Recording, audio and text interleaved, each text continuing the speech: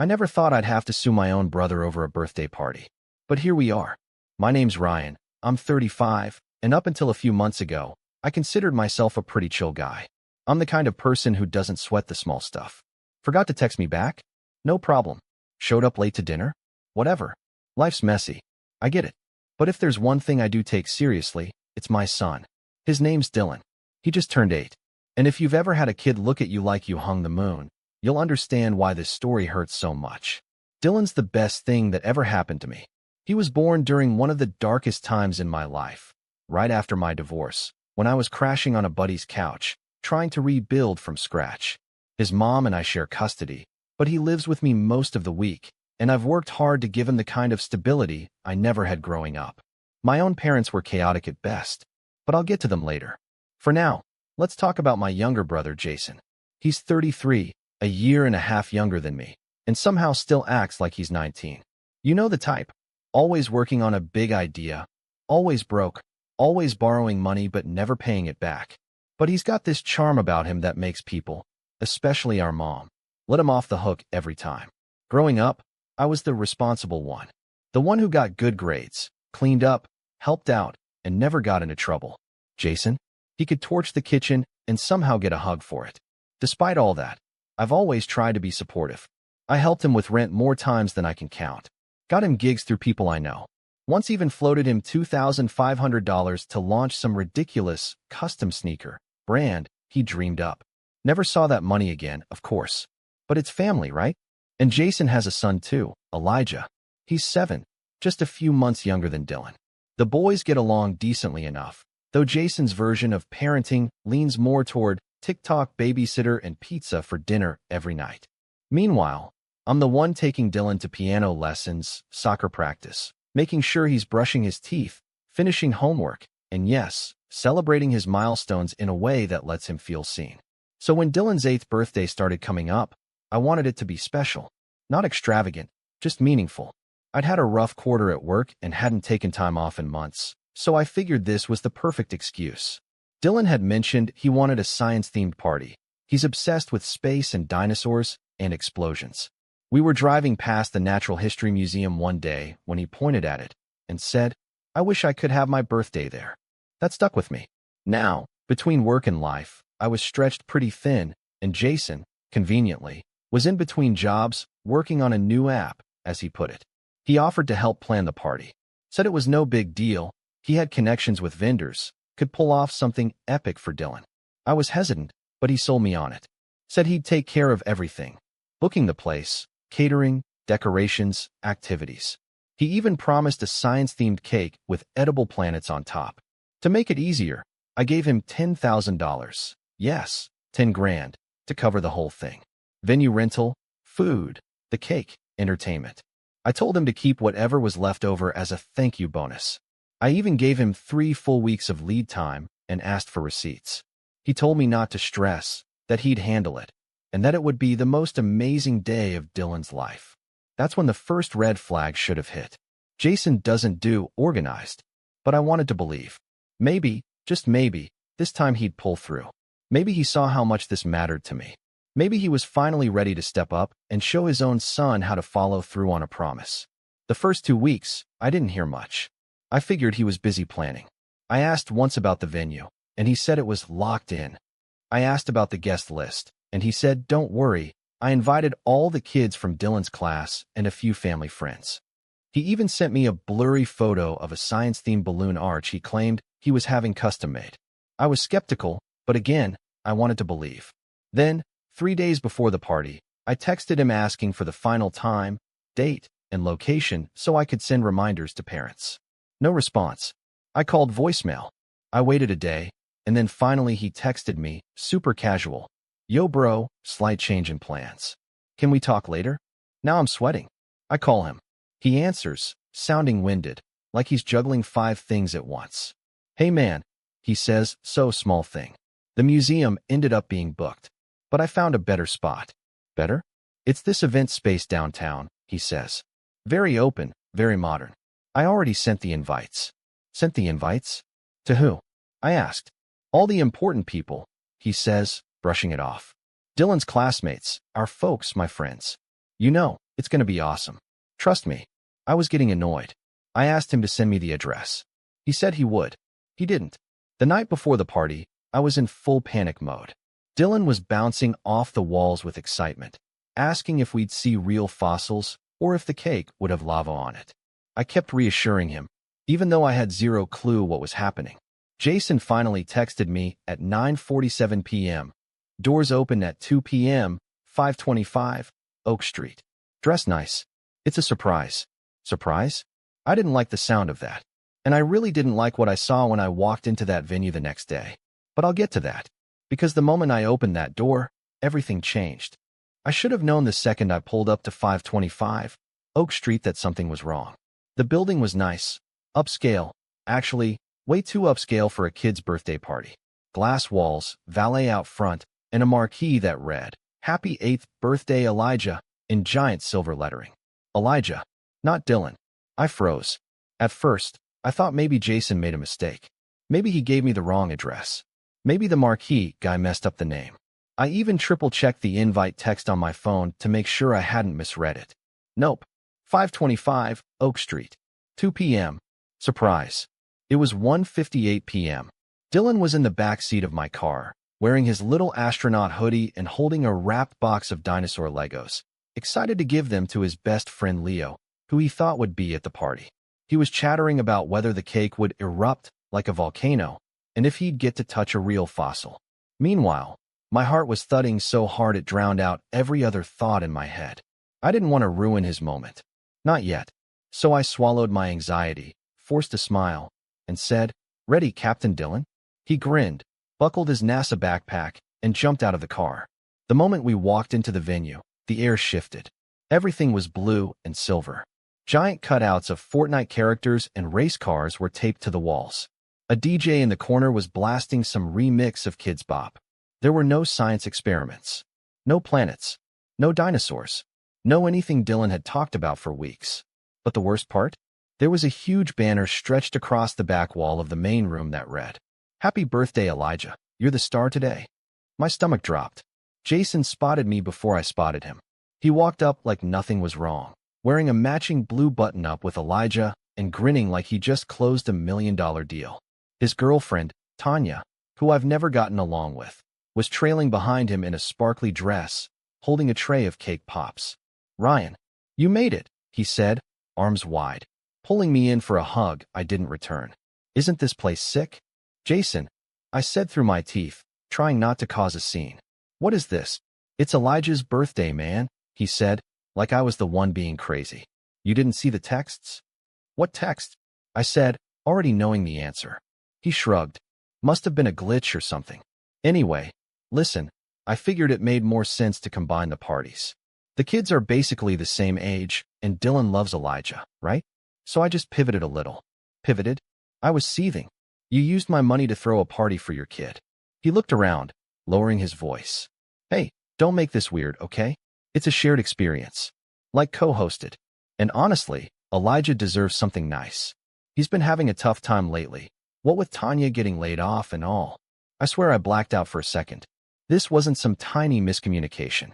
He had taken my $10,000, lied about the venue, lied about the theme, and hijacked Dylan's party, turning it into a surprise party for his son, and then had the audacity to act like it was some noble gesture. Dylan was standing near the dessert table, his little smile slowly fading as he looked around. The music, the decorations, none of it matched what we talked about. He looked confused, disappointed.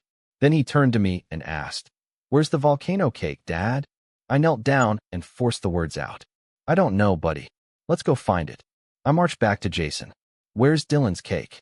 Jason blinked. "There's cake over there. It's a Cars theme. The bakery didn't have time to make two. You promised him a science cake." "Bro, cake is cake. Don't be so uptight." I was shaking. "Where are Dylan's friends?" "His classmates." "They're here," Jason said, waving vaguely toward the bouncy house. "I think." "You think? You sent invites, right?" "I invited the people I knew. Tanya did the invite. Maybe there was a mix-up." I scanned the crowd. Not a single parent from Dylan's class. Not one. Just Jason's friends, his coworkers, and a bunch of kids Dylan barely knew. I saw our parents too, My mom snapping pictures of Elijah with a sparkler candle, and my dad sipping punch like it was just another Saturday. Nobody looked concerned. I tried to stay calm for Dylan's sake, but it was unraveling fast. The final straw came when Tanya walked over, leaned down to Dylan, my son, and said in this sugary voice, "You don't mind that it's Elijah's party today, right, sweetheart? You'll still get cake." Dylan's lip trembled. That was it. I stood up. "Jason, we're leaving." He blinked. "Dude, don't be dramatic. The kids just got here. There's going to be a magician in like 20 minutes. I don't care if David Blaine shows up riding a dinosaur. We're done." I grabbed Dylan's hand. He didn't protest. He just looked at me with this quiet, confused expression, the kind that says he knew something was wrong but didn't have the words yet. We walked out, past the glitter balloons, past the smiling adults, past the party that was supposed to be his. Once we got in the car, I sat there, hands gripping the wheel. Dylan was quiet. I was trying to figure out what to say, how to spin it, how to salvage what was left of his day. But before I could speak, Dylan said something I'll never forget. Was I not good enough for my birthday? I couldn't breathe. I turned around in my seat and looked him in the eyes. No, buddy. You are more than good enough. This was never about you. Uncle Jason, he made a bad choice. And I'm going to make it right. I promise. He nodded slowly, but he didn't smile. And that crushed me more than anything. The rest of that day was a blur. I took him to his favorite arcade and let him win every round. We got burgers and milkshakes, and I gave him his gift early, a telescope he'd been eyeing for months. He lit up for a while, especially when we looked at the moon together later that night. But something had shifted in him. And me too. And then came the aftermath. I texted Jason that night. "You stole from me. We need to talk." No reply. The next morning, I emailed him. "I want the receipts. Every dollar. You have 48 hours. Still nothing. By day 3, I started hearing things. A mutual friend told me Jason was telling people I flaked on the party and left early for no reason, that I misunderstood the plan and overreacted, that both boys were supposed to share it, and I walked out for drama. Drama? You know what else I found out? The venue? Booked under Tanya's name. The cake? Ordered by his coworker. The decorations? Rented weeks ago, the day after I gave him the money. Meaning this wasn't a last-minute change. It was always Elijah's party. Jason had planned the whole bait and switch from the start. He used Dylan as a cover to fund a lavish party for his own kid, counting on me being too passive to push back, or too family loyal to cause a scene. But he made one fatal mistake. He underestimated how far a father will go to protect his son, and I was just getting started. After that night, something in me cracked. Not in an explosive way, not in some movie-worthy montage of rage and revenge. No, it was quieter than that. Quieter and deeper. Like a hairline fracture in a foundation. You can't see it from the outside, but the weight of it starts to shift everything. I stopped talking to Jason. For the first week, it was easy. I told myself I just needed space. That once I cooled off, we'd talk it out, maybe scream it out, and things would settle. But every time I opened my phone and saw the pictures people had posted from Elijah's party, with Dylan's name nowhere in sight, something twisted in my chest. Tanya had uploaded a full album on Facebook, titled Elijah's Epic Eighth. Thanks Uncle Ryan for sponsoring.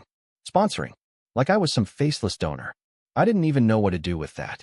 My mom, bless her for trying, called me 2 days later. "Sweetheart, I know you're upset, but can't you just let it go? Jason didn't mean any harm." "Didn't mean harm? He stole from me," I said. "He humiliated Dylan." "He's family," she said, like that was supposed to fix it. "He just got a little overwhelmed. Tanya's been out of work, and Elijah's had a tough year. Maybe Jason thought he could combine things to make everyone happy. Dylan wasn't happy." She sighed. "Well, maybe Dylan just didn't understand." That broke something in me even more. It was like the adults in my life had all agreed to live in a shared delusion. That if we all smiled hard enough and kept saying it's fine, the cracks wouldn't show. But I couldn't live in that house of denial anymore. Not with Dylan asking me every night if we'd ever do his party again. And not when I had to explain to his teacher why half the class had no idea they were even invited. Jason never sent the receipts. Never replied to the email. Never called back. But he did post a selfie the following week, grinning with Elijah and Tanya at a water park resort. The caption read, "When hard work pays off. Treat your family, they deserve it." That was when the silence stopped feeling like self-care and started to feel like cowardice. But at the same time, I wasn't okay. I felt humiliated and guilty, not just about the money, but about Dylan, about the look in his eyes when the cake wasn't for him, about the fact that I let someone take advantage of me again. I've always been the forgiving one, the fixer, the quiet one, the guy who keeps the peace because someone has to. But keeping the peace at the expense of your own kid, that's not peace. That's surrender. Still, I didn't rush to get revenge. I didn't blast Jason online. I didn't show up to his place demanding cash. No, I went quiet. And in that quiet, something started to shift. The fall didn't happen all at once. It crept up on me. Work got harder. I was in sales, and when your job is to sound upbeat and persuasive on calls while your stomach's in knots, well, it doesn't go great. I missed 2 deals in a row. My boss called me into his office and asked if everything was okay. I lied, said I was just tired, that I needed to recharge. But really, I was drained. Spiritually, mentally, emotionally. I didn't trust anyone. I started questioning everything. The way I give, the people I trust, even how I parent. I started replaying old memories with Jason in a new light. The way he borrowed my car in college and returned it with a cracked bumper. The time he asked for help paying Tanya's vet bill and then posted a video from a bar that night. I realized it had always been this way. I just didn't want to admit it. One night, after Dylan fell asleep, I poured myself a drink and sat on the couch flipping through old pictures. There was one from Dylan's 5th birthday. We were in the backyard, balloons tied to the fence, a dinosaur cake from a grocery store, and Dylan was wearing this paper crown he made in school. He looked so happy. The kind of happy you don't fake. No big venue. No giant banner. Just me, him, and people who actually cared. I stared at that photo for a long time. And then I opened my laptop. If Jason wasn't going to give me receipts, I'd build the paper trail myself. I started digging. Texts, emails, screenshots of our conversations. Bank transfers. My Venmo history. I remembered the exact day I gave him the $10,000. It was a direct wire. I pulled the statement. There it was. Labeled Birthday Dylan. I found messages where he explicitly said he was handling Dylan's party. Promises in writing. Mentions of the Natural History Museum. The works. Then I called the museum. The woman on the phone was polite, but confused. No, sir. We didn't have any birthday bookings under the name Jason or Elijah or Ryan for that date. In fact, that weekend was reserved for a private fundraiser. So he never even tried. I opened a spreadsheet. Line by line, I started recording everything. The transfer. The promised services. The actual outcome. I even messaged a few parents from Dylan's class to ask if they'd ever received an invite. Most of them hadn't. A few said they got something from Tanya's email, but it mentioned Elijah, not Dylan, so they assumed it was a different party. I started to realize this wasn't just a betrayal. It was fraud. Maybe not criminal, maybe not jail-worthy, but enough to make a small claims judge raise an eyebrow. Enough to call a lawyer. Not to sue yet, but to understand what my options were. I didn't tell anyone. Not my parents. Not Dylan. Not even my friends. I just worked. Quietly. Calmly. And somewhere in that quiet rage, I started rebuilding. Work got better. I stopped faking cheeriness and started getting real. When a colleague asked how I was doing, I actually told her. Not the details, just that I'd had a family betrayal, and I was working through it. She didn't flinch. Just nodded and said, yeah, been there. We ended up having coffee. Nothing romantic, just connection. Real talk. Dylan and I started spending more quality time together. No big events. Just hikes. Movie nights. I let him help me cook dinner, even if it meant waiting 30 minutes longer and burning the rice half the time. I listened more. And one night, while we were lying on the grass looking at the stars through his telescope, he said something that made my heart break in a good way. I like this birthday better, he said. The one after the fake one. I smiled. Yeah. It's just us. It wasn't just us, though. Not anymore. See, the more I rebuilt my own life, the more I noticed how Jason's life started to fray. He kept up the social media facade, of course, fancy captions, new hashtags, flexing designer clothes that he definitely hadn't bought himself. But cracks were showing. Tanya got a new job and moved to another city. Jason didn't follow. Then a friend of mine, a wedding planner, messaged me out of the blue. Hey, weird question. Did your brother book a venue using your name? I stared at my screen. What venue? I asked. She sent a screenshot. Jason had apparently name-dropped me to get a discount on a banquet hall for a family reunion. Claimed I'd worked with them before, vouched for him. He'd even used my old company email in the forms. I called the venue myself. Sure enough, it was booked under my name, with his phone number and a deposit paid in cash. That was it. That was the moment I stopped being quiet. But I didn't yell. I didn't confront. I just smiled, because I realized something. Jason didn't just think he could take from me. He needed me. My name. My reputation. My consistency. He built his chaos on the foundation of my stability. And for the first time in my life, I was ready to take that foundation back. So I kept building. Building my case. Building my network. Building his downfall. And when the moment finally came to strike, I'd do it in a way he'd never forget. But we'll get there. They say revenge is a dish best served cold. I wasn't planning on a banquet. I was planning a 5-course meal with a wine pairing and a dessert menu Jason wouldn't see coming. By now, I had everything I needed to crush him legally. Emails, texts, bank transfers, screenshots, a witness list, and even voice memos from a few parents confirming they'd never been invited to Dylan's birthday. But I didn't want to just win in court. That would have been too clean, too quick. Jason had humiliated my son. He made Dylan question if he even deserved his own birthday. This wasn't about just getting my money back. This was about making sure Jason learned, finally, that actions have consequences. That being the golden boy with a slick smile doesn't shield you forever. And I wasn't going to break the rules to do it. I was going to beat him at the rules. I wanted him to choke on every corner he'd cut. I wanted the walls he leaned on to collapse, not because I pushed them, but because he built them out of straw. So, step 1, start quietly burning his bridges. I started with vendors. Jason had always loved to brag about his connections. It's how he got most of his discounts on party venues, equipment rentals, catering. What people didn't know was that those connections usually came through me. Years ago, I worked in event sales. I still knew people in the industry. One of my old colleagues, Marissa, ran a vendor coordination agency now, the kind that high-end planners use to source venues, permits, and logistics. I gave her a call. "Hey Mar," I said casually. "You ever work with a guy named Jason Maddox?" Silence for a beat. Then, "Ryan, please tell me he's not family." "Unfortunately, he is." She groaned. "He's been using your name. Said you referred him. We cut him a deal last month on a lighting package. It was a mess.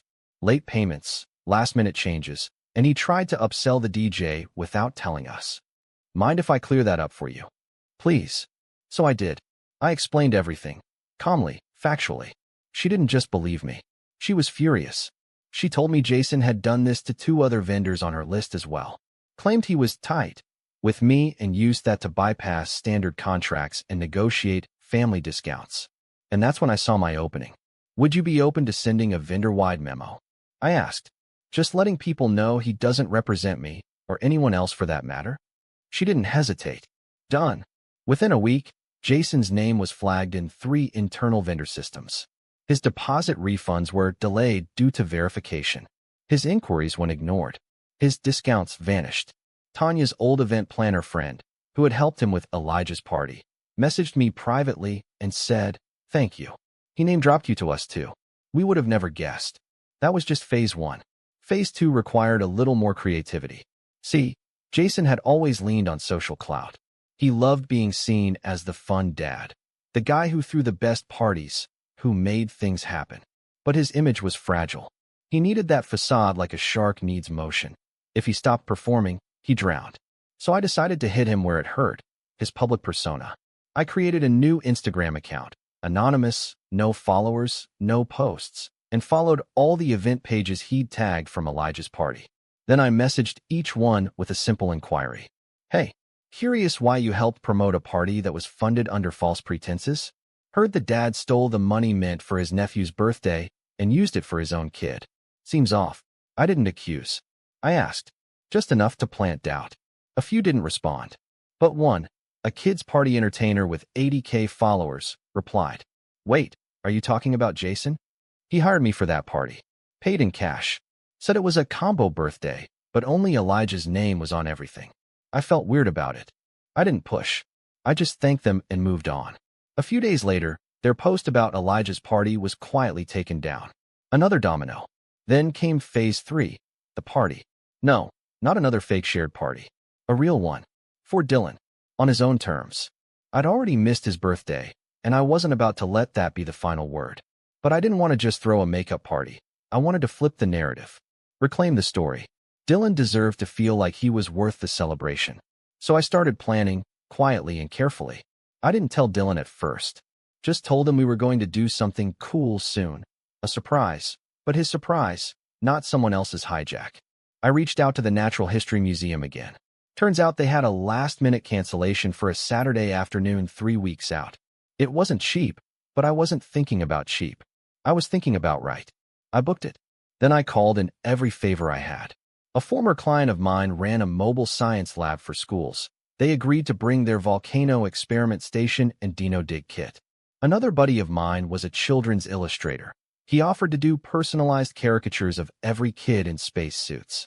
I hired a baker who specialized in custom cakes, and together we designed a 4-tiered masterpiece, half galaxy, half prehistoric jungle, with an erupting chocolate lava center and tiny edible astronauts scaling the sides. But this time, I didn't give a dime to anyone else to plan it. I kept control. I made sure every kid in Dylan's class got a proper invite, with his name, his theme, his photo. I even called their parents directly to explain what had happened, without trashing Jason. Most of them responded with sympathy. I was wondering why the invite said Elijah, one mom said. We were confused. Glad you're doing this, another dad told me. Dylan deserves his own day. And then I got an idea. It started as a joke. But the more I thought about it, the more it felt perfect. What if I scheduled Dylan's party on the same day as Elijah's actual birthday? It just so happened that Elijah's real birthday, not the fake surprise party date, was coming up. Jason usually throws something big for it. Always makes a scene. But now, he was ghosted by vendors. No favors. No discounts. No network. So I booked Dylan's party for the exact same day. And I invited everyone. All of Dylan's classmates. All of the extended family. All of Jason's mutual connections. The ones who used to believe his stories. But here's the twist. I didn't tell anyone it was the same day. I just let the invitations speak for themselves. Meanwhile, I kept tabs on Jason. Not in a stalkerish way. Just through mutual circles. He tried to book a venue. Got denied. Tried to rent a bouncy castle. Vendor bailed. Someone told me he was scrambling to find an alternate plan. Hosting something at a park, maybe, or a last-minute pizza party. It didn't matter. Because I was already several steps ahead. I wasn't just setting the stage for revenge. I was building a new narrative. One where Dylan wasn't the afterthought. He was the main character. And Jason? He was about to find out what it feels like to be invisible. The night before the party, Dylan found me taping together gift bags with tiny astronaut helmets on top. He watched me for a minute, then said, "Is this for the surprise?" I smiled. "Yeah, but this time, the surprise is yours." He grinned. "Will there be lava cake?" "Chocolate lava," I nodded. "And an edible T-Rex." He gasped and threw his arms around me. "Thanks, Dad." That moment, that hug, that was when I knew. This wasn't just about getting even. It was about showing my son that when people betray you, you don't shrink. You rise. And you make the world remember exactly who you are. But the next day, that's when everything came crashing down for Jason. And I haven't even told you the best part yet. The morning of Dylan's real birthday party, not the decoy, not the lie, the real one, the one he earned and deserved, started off bright and quiet. The sky was this soft kind of blue that made everything feel intentional. Like even the weather was rooting for him. I woke up before he did. Made pancakes with chocolate chip stars, sliced strawberries into little rocket shapes. Nothing fancy, just thoughtful. That's what I'd learned through all this. Kids don't need grand, they need real. By the time we got to the museum, the staff was already setting up. Tablecloths printed with constellations. Planet-shaped balloons tied to dino footprints leading toward the main exhibit hall. The science team had their stations ready. DIY volcanoes, meteorite touch samples, and even a build-your-own asteroid kit. Dylan couldn't stop bouncing on his heels. And the cake? It stole the show. 4 towering tiers, rotating slowly on a custom stand. The top half was a night sky filled with sugar stars and astronauts. The bottom was a dense jungle of ferns, raptors, and a tiny molten volcano that actually oozed chocolate when tapped. Dylan stared at it like it was a spaceship. "Is this all for me?" he whispered. "All of it," I said, kneeling beside him.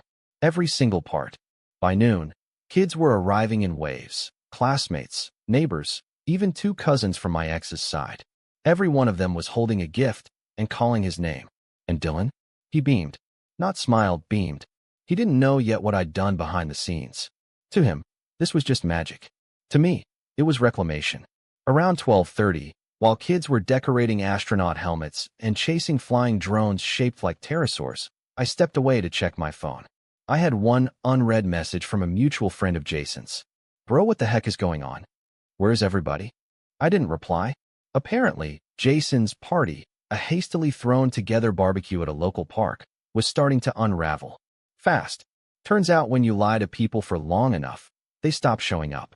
The parents Jason had expected to attend had all RSVP'd to my event. He hadn't even realized Dylan's party was on Elijah's actual birthday until it was too late. Most of them hadn't even told him they were going elsewhere. They just went. From what I heard later, the setup was rough. No decorations. No show. No cake at first. He'd forgotten to pick it up and had to sprint to a grocery store. Tanya didn't come. Apparently, she'd caught wind of what he did with the $10,000 and decided she'd had enough. She and Elijah had been on shaky terms with Jason since she moved back in with her sister.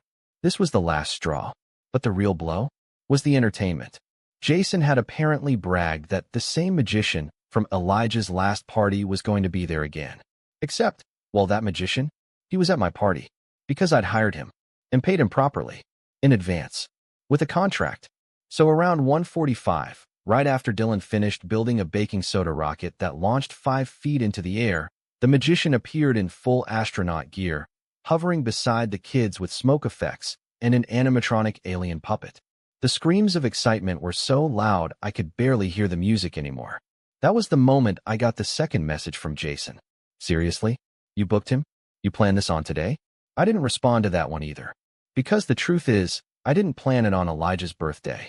Elijah's birthday just happened to fall on the day the museum became available. Jason didn't have a monopoly on calendars. He just assumed I'd play small, that I wouldn't make a move. But I did. And now, he was sitting on a public park bench next to melting hot dogs and folding chairs while his son asked why none of his friends came. I should have felt guilty, but I didn't. Because Jason had done that to himself. He was the one who betrayed us.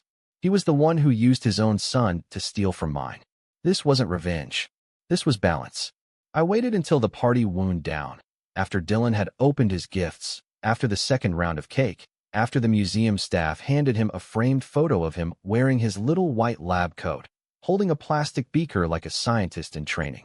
He grinned at me and said, "Can we do this every year?" "You bet." Then, and only then, did I walk out to the front of the museum and call Jason.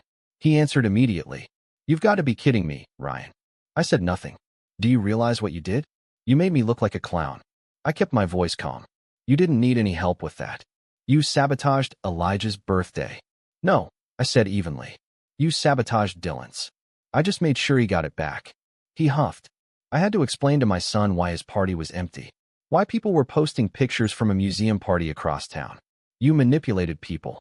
I laughed. The kind of slow, tired laugh you let out when someone still doesn't get it. "I didn't manipulate anyone, Jason.